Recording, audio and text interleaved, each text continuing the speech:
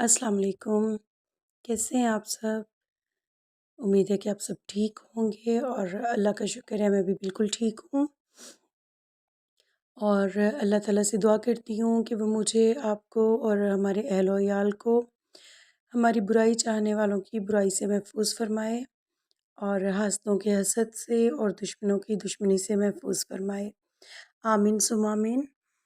तो उसके साथ ही मैं आज के व्लॉग का आगाज़ करती हूँ। तो यहाँ मैं आलू और गोभी का सालन बना रही हूँ।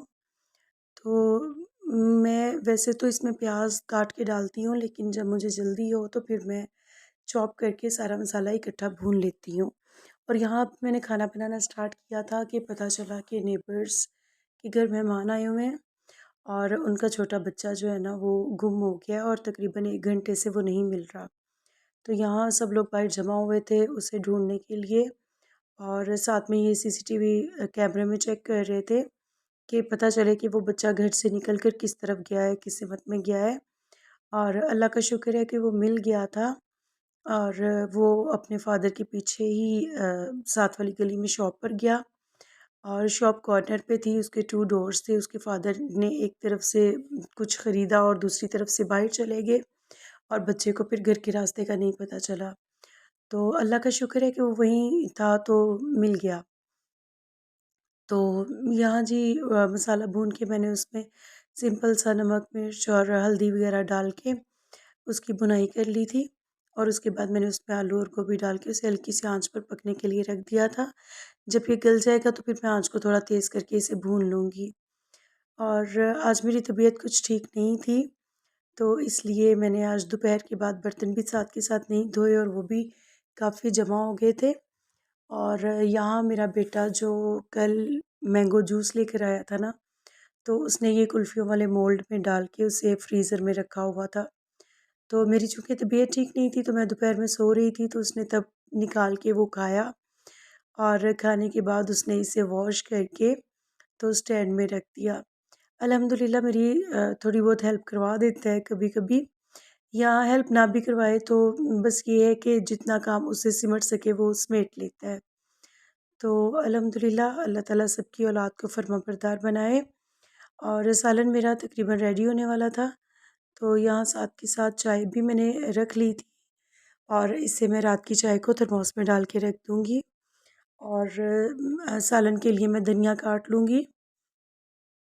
आजकल धनिया जो है ना वो भी बहुत ज़्यादा अच्छा नहीं आ रहा, ग्रीन वाला नहीं है और दूसरा बहुत जल्दी ख़राब हो जाता है और कॉस्टली भी है, यानी इसकी कीमत भी बहुत ज़्यादा बढ़ गई है। तो चलें, जब तक है तब तक डालते हैं, उसके बाद देखा जाएगा। तो शायद सीज़न नहीं है, इस वजह से ये इतना ज़्यादा महंगा हो गया है। तो सालन आलू गोभी का था और उसके साथ कोई दही मौजूद नहीं था घर में, तो रायता वग़ैरह नहीं बना सकी हूँ मैं। तो मैंने सोचा कि चलें सैलेड बना लेती हूँ साथ। तो उसके लिए मैं टमाटर काट रही थी यहाँ पर बारीक-बारीक। और टमाटर हमारे घर में सब लोग नहीं खाते हैं, सिर्फ़ मैं और मेरे हस्बैंड खाते हैं। इसलिए मैंने एक ही टमाटर लिया था और साथ में मैंने थोड़ा-सा प्याज़ कट कर लिया था और साथ में खीरे कट कर लिए थे।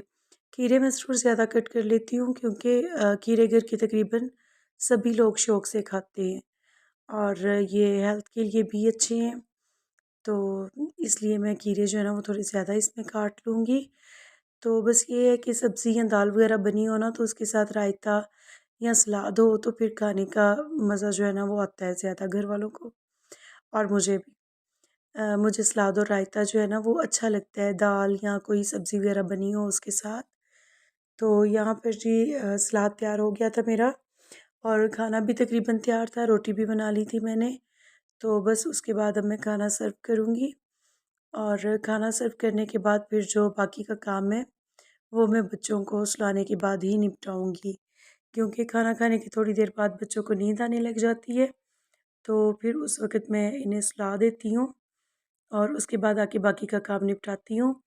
और आप कहेंगे कि रात के वक़्त अचार कौन खाता है? तो जो मेरी छोटी बेटी है ना, वो अचार या अंडे के अलावा किसी चीज़ के साथ नहीं खाती रोटी। तो यहाँ पर मैंने अचार उसके लिए रखा हुआ है और साथ में उसे मोबाइल इसलिए पकड़ाया है कि उसका ध्यान इस तरफ ना आए। तो बस जितनी देर हम खाना खाएँगे थोड़ी देर उसके पास मोबाइल रहेगा, मैं एक तो निवाले उसे अचार के साथ खिला दूँगी और उसके बाद में साथ में थोड़ा-थोड़ा सालन लगाती जाऊँगी, तो उसे पता नहीं चलेगा।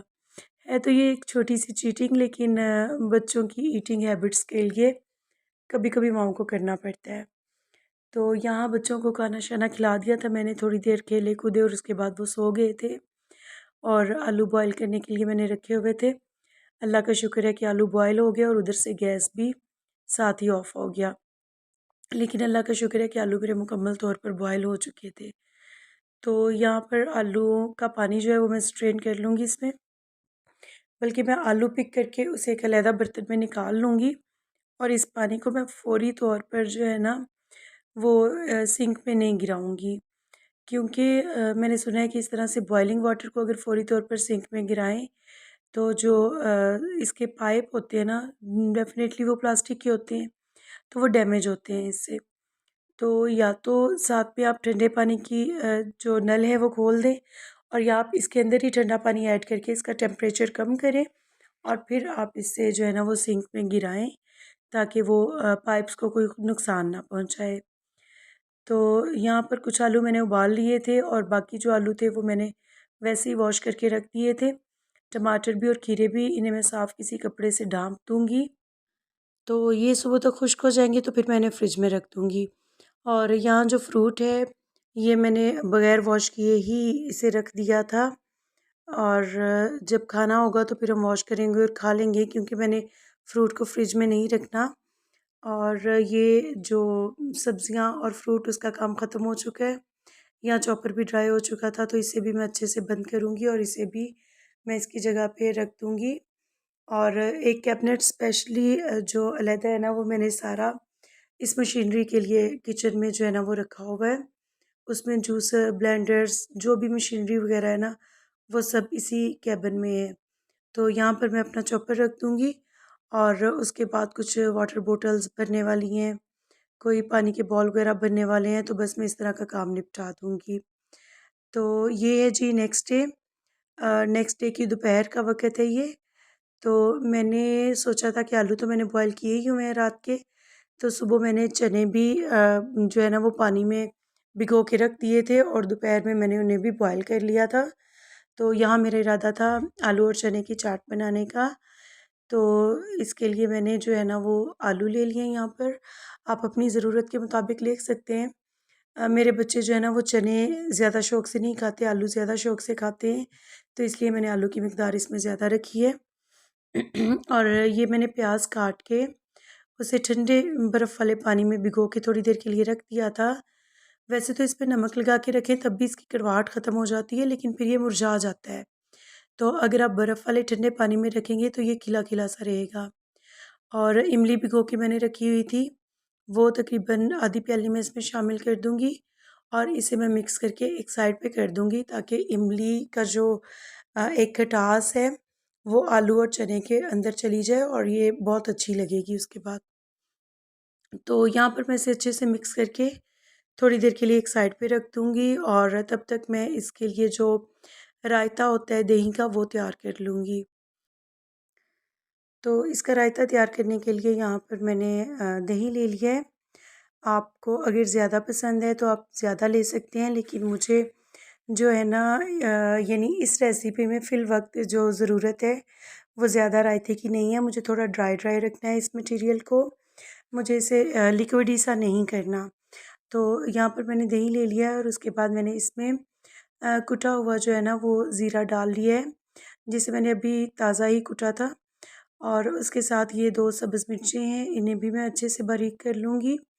अच्छा, बड़े चॉपर का एक ये बहुत नुकसान है कि आप उसमें छोटी-छोटी या थोड़ी-थोड़ी चीज़ें जो है ना, वो आप उसमें नहीं पीस सकते। फिर वो मुझे हाथ से पीसना पड़ती हैं। और ये मैंने 2 मिर्चों का जो पेस्ट बनाया था, वो भी मैं इस दही में शामिल कर दूँगी। और जो ज़ीरा लिया था, उसके साथ मैंने थोड़ी-सी काली मिर्चें भी ली थी, वो दोनों चीज़ें मैंने इकट्ठी पीस ली थी। और यहाँ पर मैं इसके साथ थोड़ी-सी कुटी हुई मिर्च डालूँगी और थोड़ा-सा इसमें मैं नमक ऐड कर दूँगी। ज़्यादा नमक नहीं डालूँगी, क्योंकि जब मैं इसे मिक्सअप कर लूँगी तो एक बार इसका नमक टेस्ट करके अगर कम लगा तो फिर मैं इसमें और डाल दूँगी। और थोड़ा-सा मैंने इसमें शामिल किया है चाट मसाला और कोई बहुत ज़्यादा इंग्रेडिएंट्स इसमें नहीं जाएंगे, बस ये थोड़े से इंग्रेडिएंट्स के साथ एक बहुत अच्छा सा रायता तैयार हो जाएगा। और मेरे पास यहाँ चटनी नहीं थी धनिया पुदीने की, लेकिन मेरे पास ये खुश्क पुदीना पड़ा हुआ था और इसका टेस्ट बहुत अच्छा लगता है इसमें, तो इसलिए उसे मैंने हाथ से ही मसल के थोड़ा सा इसमें ऐड कर दिया था। तो अब मैं ये वाला जो रायता है वो आलू और चने का जो मैंने मिक्स मिक्स किया हुआ था उसी में डाल दूँगी। और ये लीमू भी मुझे उसमें तब निचोड़ देना चाहिए था जब मैंने इसमें इमली का पानी डाला था। तो ये एक बहुत अच्छा सा टेस्ट इसके अंदर तक चला जाता है और चने की चाट बहुत मज़े की लगती है। तो लेकिन मैं तब भूल गई थी, इसलिए फिर मैंने इसमें आधे आधा नींबू निचोड़ दिया है। आप अपने टेस्ट के हिसाब से इसमें निचोड़ सकते हैं। मेरे साथ चूँकि बच्चों ने भी खाना था तो फिर आजकल गला ख़राब होने का इश्यू होता है, तो इस वजह से जो है ना मैंने इसमें कम नींबू निचोड़ा था। तो इसे अब हम अच्छे से मिक्स कर लेंगे और इसके साथ एक और चीज़ मैं बनाऊँगी, तैयार करूँगी और वो इसके साथ जो है ना वो बहुत मज़े की लगती है, जो मैं आपको आगे जाके बताऊँगी। यहाँ फ़िलहाल मैं चेक कर रही हूँ कि इसमें नमक, मिर्च या कोई इंग्रेडिएंट कम ज़्यादा तो नहीं है, ताकि उसके हिसाब से मैं इसे बैलेंस कर सकूँ। तो यहाँ मुझे नमक थोड़ा-सा कम लगा था, इसलिए मैंने यहाँ पर नमक थोड़ा-सा इसमें ऐड कर दिया था और फिर दोबारा से इसे अच्छे से मिक्स कर लिया था। तो ये चना चाट मैंने लिक्विड ही इसलिए नहीं बनाई कि ये हम बचपन में खाते होते थे। वो जो छाबड़ी वाला एक पापड़ बेचता था ना, उसके साथ। तो ये लिक्विड ही नहीं होती थी। तो मुझे काफ़ी देर के बाद ये दोबारा से मिले हैं, तो मैं ये वाले पापड़ इसके साथ फ्राई करूँगी और इसके साथ हम आलू चने की चाट खाएँगे। और मोस्टली हम खाते होते थे इस पापड़ के ऊपर उसे रख के, जैसे बाज़-औक़ात लोग रोटी के ऊपर सालन रख के खाते हैं ना, तो इस तरह से हम लोग खाया करते थे।